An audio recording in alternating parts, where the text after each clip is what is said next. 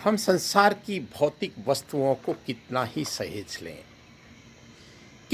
सहेज लें, लेकिन हम सहेज नहीं पाएंगे, क्योंकि संसार की हर वस्तु मरण धर्मा है। ये संसार ही मरण धर्मा है। जो भी कुछ बनाया जाता है उसको बिगड़ना होता है, जिसका जन्म होता है उसको मरना होता है। ये संसार का अटल नियम है। आज मैं एक सदियों पुराने भवन के अंदर खड़ा हूँ। कमाल का भवन है। बड़ी आशा के साथ बनाया होगा, बड़ी आशा के साथ इसमें लोग रहते होंगे, बड़ी आशा रही होगी। और समय के साथ समय गुजरता गया, और जैसे जैसे समय पूरा होता गया, सब अपने अपने रोल को प्ले करके आगे बढ़ते गए। और बचे हैं ये अवशेष, बचे हैं ये निशान, जो एक संकेत देते हैं हमको कि इस असार सागर में हमको सार तत्व ढूंढना चाहिए। इस असार सागर में, इस असार संसार सागर में हमको सार तत्व की खोज करनी चाहिए। ऐसा हमारे संत जन कहते हैं, ऐसे हमारे संत महात्मा कहते हैं, ऐसे हमारे शास्त्र कहते हैं, ऐसा ही तो कहते हैं। ये भवन सच में बहुत खूबियों वाला है। हम आज भी भवन बनाते हैं, पहले भी भवन बनाते थे, आगे भी भवन बनाते रहेंगे। भवन बनाते रहेंगे, भवन गिरते रहेंगे, बनते रहेंगे, बिगड़ते रहेंगे। और हम आएंगे जाएंगे, आएंगे जाएंगे। और ये खेल अनादिकाल से चला आ रहा है। यहाँ समझने की बात ये है, बहुत सीधी सी।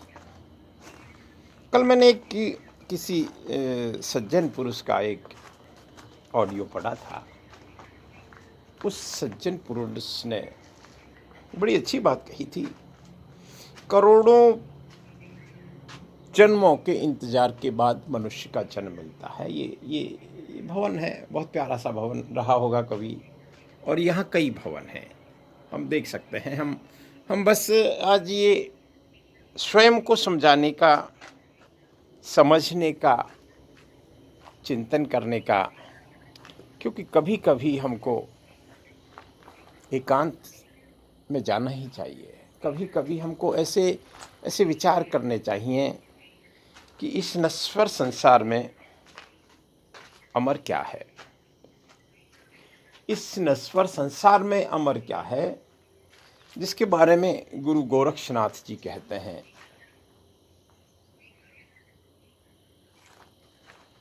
कि आत्मा अजर अमर है।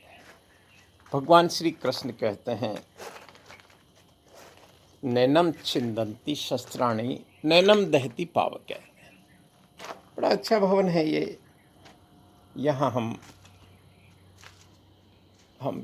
चिंतन कर सकते हैं, यहाँ हम विचार कर सकते हैं, यहाँ हम स्वयं को समझा सकते हैं। बहुत बड़ा भवन है ये। और यहाँ आने का एकमात्र प्रयोजन है कि इस संसार में आप कितना भी बना लो, इस संसार में आप कितना भी बना लो, वो स्थायी नहीं है। हाँ, स्थायी है तो ईश्वर भजन, स्थायी है तो आत्म साक्षात्कार, स्थायी है तो परमात्मा का चिंतन, स्थायी है तो परमात्मा की भक्ति, सेवा और अहम ब्रह्मास्मि का वाक्य अगर हमारे समझ में आ जाए। मैं सामने एक बहुत अति प्राचीन मंदिर को देख रहा हूँ। ये परिकल्पना हम इस रूप में देख सकते हैं कि जहाँ मंदिर होंगे वहाँ आबादी होगी, या जहाँ आबादी होगी वहाँ मंदिर होंगे। ये सिरोही का इतिहास बहुत खूबसूरत है। सिरोही कभी शिवपुरी रहा, कभी कभी कोलरगढ़ में बसता था, कभी कहीं बसता था।